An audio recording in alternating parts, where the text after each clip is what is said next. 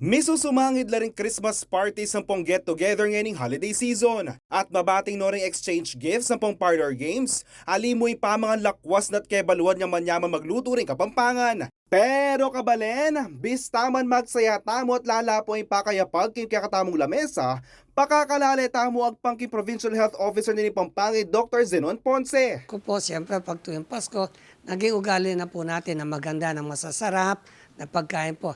Kaya lang po, hinay-hinay lang po, lalo na po yung mga may matatas na presyo, may maintenance po sa hypertension, sa diabetes, sa cholesterol. Lahat po ng mga ninanda natin, alam po natin, lahat po yun ay mataas ang cholesterol, mataas ang sugar. Kaya lalo na po sa lahat ng may maintenance po, no? Hinay-hinay. Agpang Ponce, dapat mo namang iwasan ni pamangan at dakal preservatives.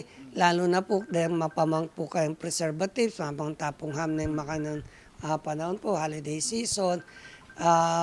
All na foods po natin, may process o ating pong preservatives, pituturan lang po rin kinita niya.